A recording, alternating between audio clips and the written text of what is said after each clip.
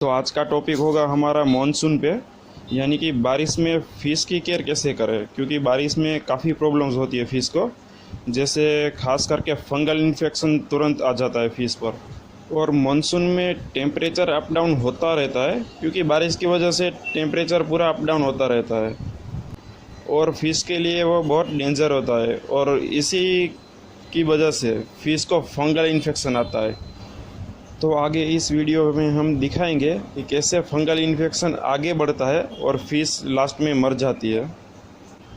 And उसके बाद हम फिश की पूरी केयर भी दिखाएंगे कि फंगल इन्फेक्शन में उसको कैसे केयर करना है, किस स्टेज पे फंगल इन्फेक्शन रहता है तो उसको क्या केयर देनी रहती है, वो सब हम दिखाएंगे। तो वीडियो को पूरा देखते रहिएगा। तो जो फंगल इन्फेक्शन का पहला स्टेज है वो है वाइट स्पॉट। आप स्क्रीन पर देख पा रहे होंगे कि दो पिक्चर्स है, उसमें फिशेस के पूरे बॉडी पे छोटे छोटे वाइट स्पॉट आ गए हैं।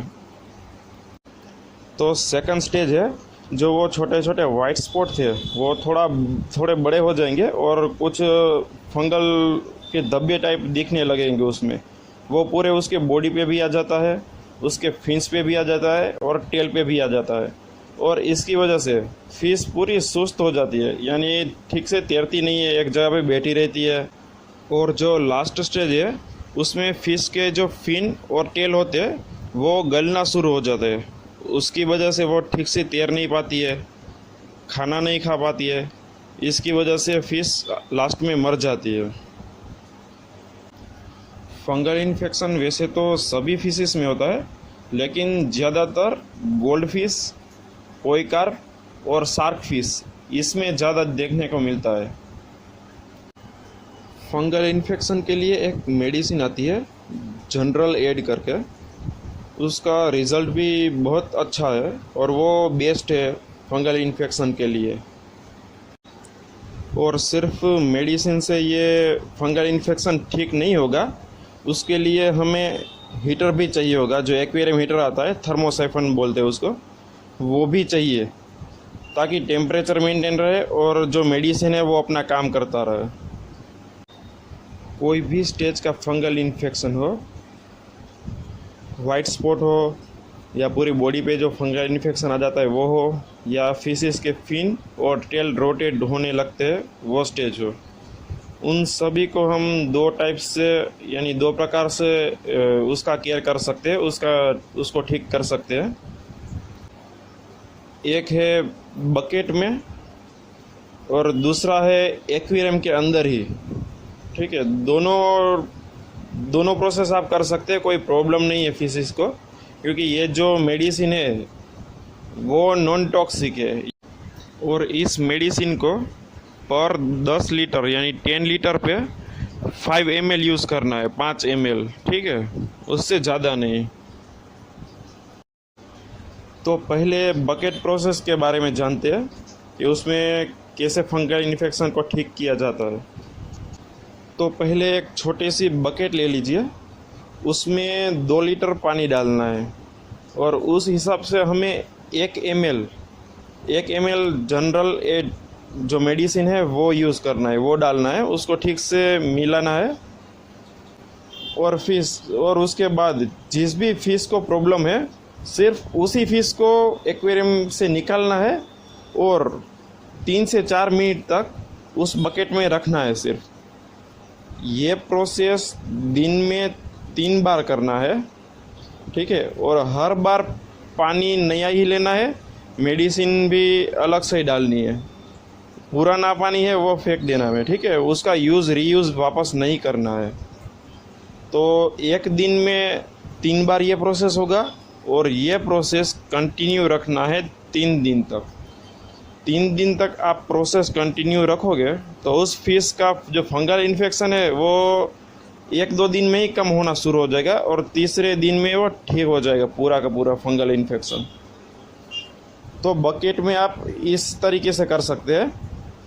और जब भी बकेट में आप फंगल इन्फेक्शन का ट्रीटमेंट करें तब से 3 दिन तक एक्वेरियम के अंदर थर्मोसाइफन यानी कि थर्मोस्टेट जो हीटर होता है वो आपको कंटिन्यू स्टार्ट रखना है 3 दिन तक, और उसको 28 डिग्री टेम्परेचर सेट करना है। जब भी 28 डिग्री से कम जाएगा टेम्परेचर, हीटर अपने आप स्टार्ट हो जाएगा, और 28 डिग्री से थोड़ा ऊपर आएगा टेम्परेचर तो हीटर अपने आप कट ऑफ हो जाएगा। तो टेम्परेचर मेंटेन रहेगा और मेडिसिन जो फिश में लगी हुई होगी वो अपना काम करता रहेगा। इस वजह से फंगल इन्फेक्शन 3 दिन में पूरा का पूरा ठीक हो जाएगा। ठीक है, ये है बकेट सिस्टम। और जो दूसरा प्रोसेस है एक्वेरियम के अंदर, ठीक है, अब उसके बारे में जानते हैं। जो एक्वेरियम प्रोसेस है उसमें आपको मेडिसिन थोड़ा सा कम डालना रहेगा। उसमें पर 20 लीटर पे 5 ml डालना है, ज़्यादा नहीं डालना। वैसे 10 ml भी डालोगे तो कोई प्रॉब्लम नहीं है, लेकिन थोड़ा कम डालोगे तो ज़्यादा अच्छा रहेगा और अच्छी तरीके से वर्क करेगा उसमें एक्वेरियम के अंदर। और उसमें आपको दिन में 1 बार डालना है मेडिसिन। ठीक है, मान लो अभी आपने मेडिसिन डाल दिया तो उसके 24 घंटे बाद आपको हाफ, जो एक्वेरियम का हाफ है, आधा पानी है वो आपको निकालना रहेगा, साइफन कर देना है, नया पानी वापस डालना है। और उसके बाद तुरंत वापस, मान लो 20 लीटर का एक्वेरियम है तो 5 ml वापस से मेडिसिन डाल देना है। ठीक है, ऐसे आपको 3 दिन तक कंटिन्यू करना है। और उसमें भी सेम हीटर कंटिन्यू 3 दिन तक चालू ही रहेगा, ऑन ही रहेगा। 28 डिग्री टेम्परेचर सेट करके ऑन ही रखना है कंटिन्यू 3 दिन तक। फंगल इन्फेक्शन की ये दोनों प्रोसेस काफ़ी इफ़ेक्टिव है, लेकिन अगर फ़िश को ज़्यादा फंगल इन्फेक्शन हो गया तो उसको बचा पाना काफ़ी मुश्किल रहता है। इसलिए हो सके उतना रोज़ आप फ़िश को फूड देते हैं तब उसका मूवमेंट देखिए, उसके जो हलचल है वो सब देखते रहिए। उसमें कोई स्पॉट आया है नहीं आया है वो सब देखते रहिए। कुछ 15 मिनट से लेके आधा घंटा तक फ़िश को देखिए, उससे आपको लिए भी बेनिफिट है और फ़िश का हेल्थ भी आपको रोज़ देखते रहेंगे तो हेल्थ भी आपको पता रहेगा कि कुछ फ़िश में प्रॉब्लम आई है या कोई फ़िश में कुछ डिसीज़ है, वो सब आपको पता चलता रहेगा। तो स्टार्टिंग से आप केयर करोगे तो आपकी फ़िश को कुछ नहीं होना है। जो फंगल इन्फेक्शन है वो ठीक होकर ही रहेगा, लेकिन थोड़ा ज़्यादा प्रॉब्लम हो गया तो उसको ठीक करना थोड़ा मुश्किल होगा और उसमें फ़िश मर भी सकती है कई बार। तो ये दोनों काफ़ी इफ़ेक्टिव है फिशेस के लिए, फंगल इन्फेक्शन के लिए। तो आज का हमारा ये वीडियो अभी यहीं पे समाप्त करते हैं, लेकिन उससे पहले मैं एक और बात आपको बता देना चाहता हूँ। जो बकेट सिस्टम है उसमें आप 1 टीस्पून नमक का भी यूज़ कर सकते हैं। ठीक है, बकेट सिस्टम में। एक्वेरियम में कभी नमक नहीं डालना है, एक्वेरियम में आपको नमक का यूज़ करना ही नहीं है, क्योंकि ये सॉल्ट वाटर फिश या ब्लैक वाटर फिश नहीं है। ठीक है, ये फ्रेश वाटर फिश है, इसको नमक की कोई ज़रूरत नहीं होती है। इसलिए जब भी नमक का यूज़ करें तो सिर्फ बकेट सिस्टम में ही करें, एक्वेरियम के अंदर नहीं। वैसे तो मैं यही सजेस्ट करूँगा कि सोल्ट का यूज़ ही ना करें। काफ़ी लोग सोल्ट का यूज़ करते हैं, तो सोल्ट का यूज़ करना ही नहीं चाहिए हमें। ठीक है, तो आज का हमारा ये वीडियो यहीं समाप्त करते हैं। आगे हम और अच्छे वीडियोस और डिसीज़ के ऊपर वीडियोस सब कुछ लाते रहेंगे।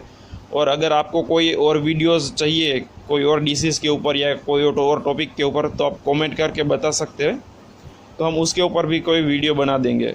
और इस वीडियो को लाइक कीजिए, हो सके उतना शेयर कीजिए और कमेंट ज़रूर कीजिए।